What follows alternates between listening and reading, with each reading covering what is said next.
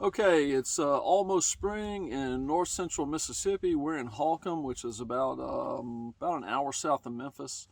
It's beautiful. This is my favorite time of year. We're going to plant 1,000 loblolly pine trees today and tomorrow. Probably plant another 1,000 in a couple of weeks.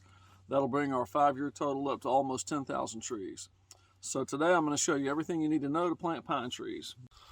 Okay, let me show you how to plant a pine tree. First off, you need this thing. It's called a dibble. Then you need some trees. These are loblolly containerized pine seedlings. So you see the shape of the root structure. The shape of that root structure is the same shape as the end of the dibble. So here's how you do this. We've already planted this field, but I'm going to demonstrate with a few more trees just to show you how it's done. So you come out here, make a hole, hollow your hole out a little bit, put in a tree, kick it closed, and keep going.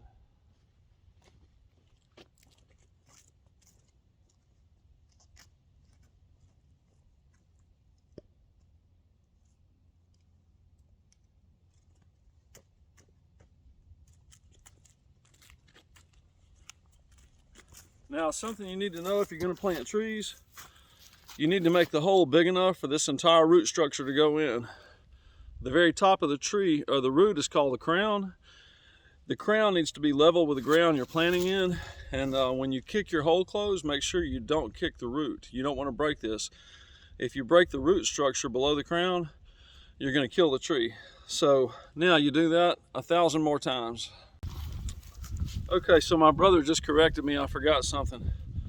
When you put the tree in the hole, the reason you kick it closed is because you need good ground contact between the ground and the root structure so the roots will grow into the ground. You don't want an air gap below the root structure or around the tree. You want to make sure that the hole is just the right size for this root structure. And this is called a containerized root structure. If you buy tree seedlings without the dirt and the fertilizer soil on it, that's called open root. So these are the easiest ones to plant. Now, this dibble has a very pointed tip, which you could say to yourself, the root structure is not pointed, but as long as you get 80 to 90% of the root structure covered by solid dirt or in contact with solid dirt, you'll be in good shape. You just don't want air pockets around your root structure. Okay, let's plant some more trees.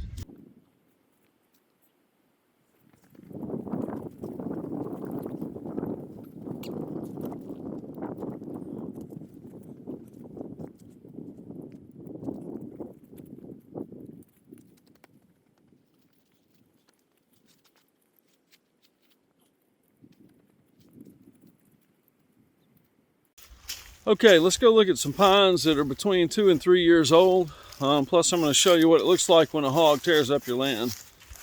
So you can see there's bigger trees in the back that are 4 years old. Some of them are already 25, probably close to 30 feet. These trees right along in here are between 2.5 and 3 years old. These I actually planted in early summer a couple of years ago, but they're doing fantastic. So let's see what hogs do. Hogs will come onto your land, tear up everything. They'll literally kill everything. And it took a massive hog. You see this right here? And you can see it's torn up. So all the trees that border this area where the hogs are digging are going to die. When they move in, they kill everything, which is the big problem with feral hogs. Let's find a deer scrape to look at. Here you go. You see this tree right here? How all the bark is scraped off? That's what a deer does. And that tree is still alive, though it looks like it's not. It's turning yellow. And I noticed the base of it sort of hollowed out, so that tree is not going to survive. So what we've done is we planted another tree. So we come in every year, and when we find trees that are dying because of deer scrape or hogs, we'll plant another one where they were. Here's another deer scrape right here. And if you go look around, you can see where we've got trees planted. Hogs have been coming up and digging the ground. There's some right there. Really bad one right here. So the hogs have dug around the roots of this tree. So this tree looks great. It looks healthy now, but it's not going to make it. You see over in here where hogs are digging up the ground. A lot of these trees, like this tree right here, is going to die because they're digging around the roots. And they dig around the roots because they want to eat the roots. I guess the roots are sweet, or maybe I don't know, they have some mineral the hogs need, I don't know. You can see where deer come around and they'll de-limb your trees. That's what happened right here. We don't even go out in this stand of trees for any reason. Notice all these sweet gum that are moving in. You can't stop the sweet gum. You either have to cut them at the base or you have to pull them up, and you can't pull them up, so you got to cut them. But we're just trying to overpower the sweet gum with pine. I think pine's a lot healthier for the property than sweet gum is. Anyhow, that's a nice stand of trees. So if you're planting trees a couple of years down the road, this is what you have to look forward to. I don't necessarily plant for lumber because it'll be 18 to 20 years before you can cut these for what they call saw boards or for pulpwood or anything like that. I plant them for cover crop and because it's good for the land and it fosters wildlife, but control your hogs. Okay, let me show you something. If you ever heard somebody in the South talk about gumballs that come from trees, here's what they are. This is actually a seed pod that comes from a tree. And in the South, we call this a gumball, but you don't want to try and chew it, but it's real prickly. These fall from the trees, and mostly those come from sweet gum trees, but they're called, I don't know the technical name, we just call them gumballs. But anyhow, you don't want to walk around barefoot and walk on one of those because it'll poke a hole in your foot. They're really sharp. So, okay, let me show you something. This is a deer antler. It's called a shed. Deer will shed their antlers certain times of the year. This is a 1, 2, 3, 4, 5, 6 point, so that makes this a 12-point deer. So I found that when we were planting pine trees. Let me show you a couple other things. Here's some things you got to think about if you're going to plant pine trees, if you want to be successful at it. First off, deer. You can't make deer change their path. If you look closely, you can see a path going through this stand of grass. And we planted trees here. You cannot plant trees on the deer path because deer are going to come along and trample your trees, and they don't know where you planted trees and where you don't. Deer mostly move around at night, and they're not going to try and avoid your trees. So if you're planting, try and avoid the deer trails. You can see one sort of going off there, one going there. And sometimes we plant on deer trails, mostly we try and avoid it. Here's another thing you got to think about. You may not can see it, but there's a power line right there. Back in the late 60s to probably mid 80s, there's a camp house down there. This property belonged to my father-in-law, and this used to be part of a deer camp.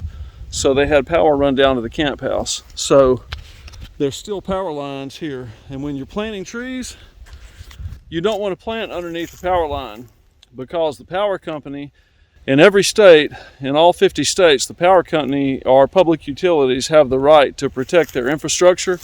So they're going to come through once every year or two, especially before ice storms are coming, and they're going to inspect their power lines. And if you put trees directly under their power lines, they're going to cut your trees down, or they're just going to drive their tank vehicle right on top of it. They have a vehicle that's got tracks on it so they can go through swampy areas, and they will ride right over your trees. And they have the right to do that. It's completely legal. So watch out for deer trails. Please do not plant underneath power lines. Here's something else you got to be careful about. When you have property, if you let people hunt on it, you need to have a solid contract that says when they leave, they have to take their junk with them. I let some people hunt here a few years ago. You can see I had to actually make them leave. I had to tell them they were bringing people who didn't have permission to be here in from the outside doing weekend hunts, and they were charging the people for weekend hunts. So I had to run them off. I told the people they couldn't hunt here anymore. They left their trash. When they left, they just left their little hunting stand. They actually threw it to the ground, crushed it with something, and just left it here. So if you have property and you let people hunt, you need a rock solid contract that says they can't leave their trash when they go. Okay, going in to plant my last box of trees. Since I don't have my Pioneer, I've got my backpack full of goodies. Got my dibble, got the tripod. I thought I'd talk for a minute about planting trees. I've had several people, probably 10 or 12 people, ask me, how do you get started planting trees? So the best thing to do is to call your local county agent or your co-op or your Farm Service Administration office. You can Google it and look for FSA office. They can oftentimes put you in touch with someone who can provide you trees. There's certain government programs you can get into to get free trees. You know, just try. Just look up tree seedlings on Google or on the internet, and you can find sources for seedlings. It's not hard to get started. Okay, so if you're going to plant trees, first thing to think about is get in shape.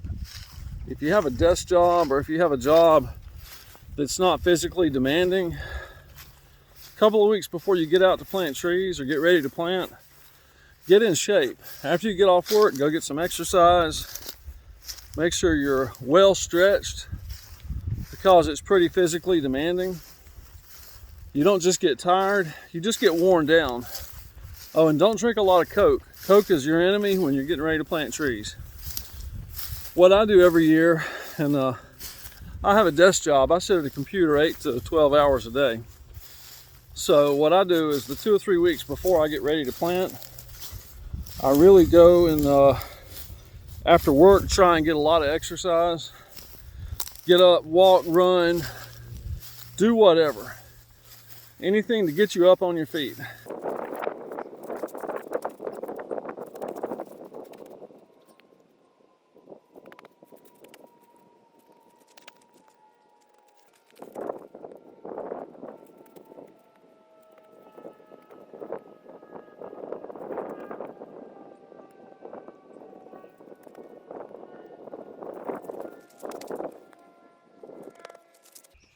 All right, 6:03 p.m. It's almost dark. There's my last tree right there. So I'm done. That's about 1,200 trees. Thanks a lot for watching. Good night, y'all.